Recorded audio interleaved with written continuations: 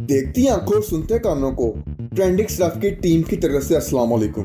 दोस्तों, इस वीडियो में हम इंटरनेट पर सबसे ज्यादा मुतनाज़ा शख्सियत एंड्रयू टेट के बारे में बात करने जा रहे हैं। एंड्रयू टेट एक बरतानवी साबिक किक बॉक्सर, कारोबारी और सोशल मीडिया शख्सियत है। वो ख्वातीन, पैसा और कामयाबी जैसे मौज़ूआत पर अपने मुतनाज़ा ख्यालात के लिए जाना जाता है। एंड्रयू टेट एक खुद साख्ता अल्फा मर्द भी है जो जिस्मानी ताकत, ज़हनी शक्ति और माली आज़ादी पर यकीन रखता है।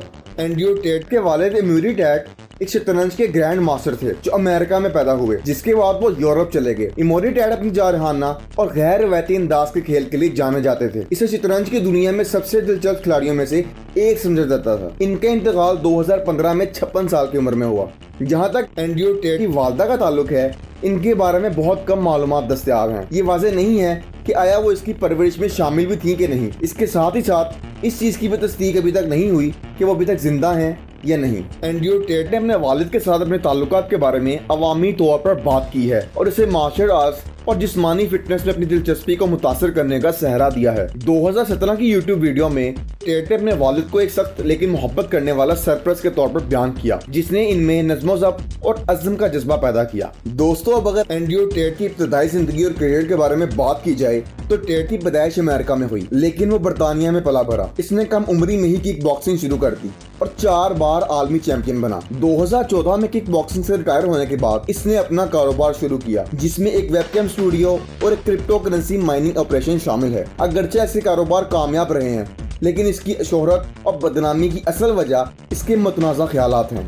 टेट मुख्तलिफ मौज़ूआत पर अपने वाज़ेह और मुतनाज़ा ख्यालात के लिए जाना जाता है। इसका मानना है कि औरतें फितरती तौर पर मुती यानी आजिज होती हैं, इनके साथ इसी के मुताबिक सलूक करना चाहिए। इसका ये भी मानना है कि कामयाबी बड़ी हद तक जीनियात से तय होती है और जो लोग नाकाम होते हैं या तो सिर्फ वो सुस्त होते हैं या नज़्म ज़ब्त की कमी रखते हैं। इन ख्यालात ने इसे मदाहों और नाकदीन दोनों ही से नवाजा है। कुछ ने जिंदगी के बारे में इसके गैर मौजूद ख़वाना अंदाज की तारीफ की है और दूसरों ने नुकसानदेह दकियानूसी तस्वुरात को फ़रोग़ देने पर तनकीद की है। एंड्रयू टेट ने मैट्रिक्स और अपने ख्यालात के बारे में अवामी तौर पर बात की है और तजवीज़ की है कि इनकी मुतनाज़ा राह की वजह से इन्हें बदनामी का निशाना बनाया गया है। दोस्तों, कई यूट्यूब वीडियोस और सोशल मीडिया पोस्ट में एंड्रयू टेट ने मैट्रिक्स के तस्वर को इल्यूमिनाती के साथ तशबीह दी है। इसका मानना है कि लोगों की सोच और रवैये को कंट्रोल करने में ये अहम किरदार अदा कर रहा है। इल्यूमिनाती एक खुफिया माशरा है जिसके बारे में कहा जाता है कि इसकी बुनियाद 18वीं सदी में जर्मनी के शहर बावेरिया में हुई। इस ग्रुप के बारे में ये भी कहा जाता है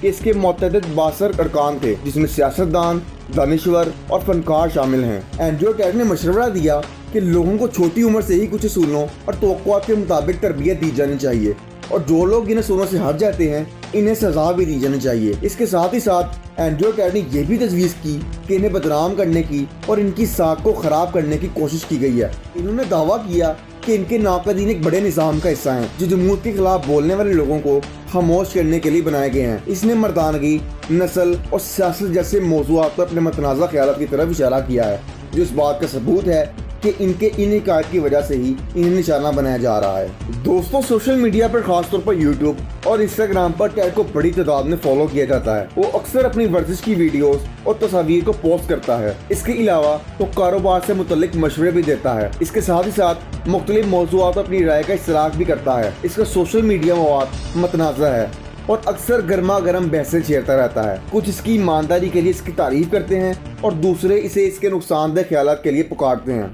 दोस्तों, अब इस वीडियो के सबसे अहम और सबसे दिलचस्प हिस्से की तरफ बढ़ते हैं, जिसमें मैं आपको बताऊंगा कि किस तरह एंड्रयू टेट ने इस्लाम को कबूल किया। तो एंड्रयू टेट ने मई 2021 में इस्लाम कबूल करने का ऐलान किया। एक यूट्यूब वीडियो में उन्होंने वजाहत की कि वो कुछ अरसे से इस्लाम का मुतालिया कर रहे हैं और वो नज़्म ज़ब्त, इखलाकियात और जिंदगी के मकसद से मुतल्लिक इसकी तालीमात से मुतासिर हैं। उन्होंने ये भी कहा कि वो हबीब नूर और आमिर खान जैसे मुस्लिम खिलाड़ियों की मिसाल से मुतासिर हैं। एंड्रयू टेट के इस्लाम कबूल करने के फैसले पर उनके फैंस की तरफ से काफी मिलत जुलत रद्द-ए-अमल का मुजाहरा हुआ। कुछ लोगों ने इसके खुले जहन और नए ख्यालात की खोज के लिए माती की तारीफ की, जबकि दूसरों ने इस पर तनकीद भी की। इस्लाम कबूल करने के बाद टेट ने अवामी तौर पर अपने अकीदे और अपनी जिंदगी में इसकी अहमियत के बारे में बात की है। उसने इस्लाम के बारे में बाज़ गलतफहमियों और दकियानूसी तस्वुरात का भी इजाला किया है जो मगरबी दुनिया में आम है। एंड्रयू टेट के इस्लाम कबूल करने के इस अमल ने गैर मुस्लिमों के दरमियान एक अजीम तस्वीर तैयार की है और हम सोशल मीडिया पर रोजाना की बुनियाद पर غیر مسلموں کو مسلمان ہوتا ہوا دیکھتے ہیں۔ اب اگر بات کی جائے کنٹروورسیز کی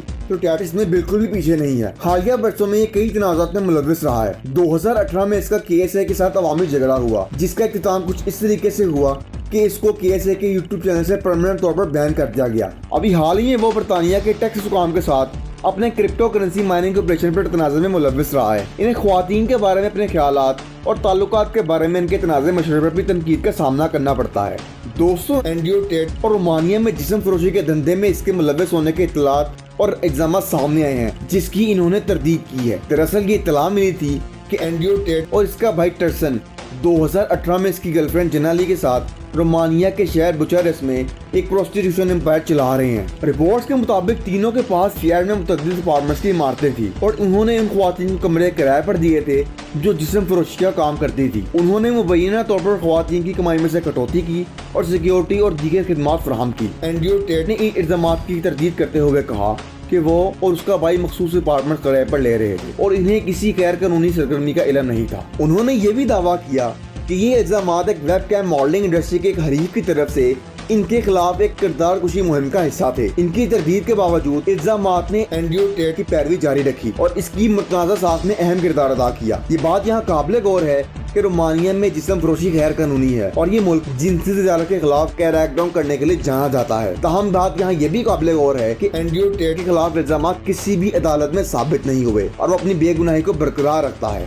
تو دوستوں، یہ ایک مختصر جائزہ تھا کہ اینڈریو ٹیٹ کون ہے اور وہ کیا ہے۔ اس سے محبت کریں یا نفرت، اس سے انکار نہیں کیا جا سکتا۔ وہ انٹرنیٹ پہ آج سب سے زیادہ متنازع شخصیات میں سے ایک ہے۔ اس کے خیالات اکثر نفرت انگیز ہوتے ہیں، لیکن وہ سوشل میڈیا پر بڑی تعداد میں فینس کو راغب کرتے رہتے ہیں۔ مجھے کمنٹس میں لازمی بتائیے گا کہ آپ اینڈریو ٹیٹ اور اس کے خیالات کے بارے میں کیا سوچتے ہیں۔ تو دوستوں، اگر آپ کو ویڈیو پسند آئی ہو تو لائک اور سبسکرائب کریں اور اپنے دوستوں کے ساتھ شیئر کرنا مت بھولیے گا، کیونکہ اس ویڈیو کو بنانے میں ہماری کافی محنت لگی ہے۔ باقی ملتے ہیں آپ سے اگلی ویڈیو میں، تب تک کے لیے اللہ حافظ۔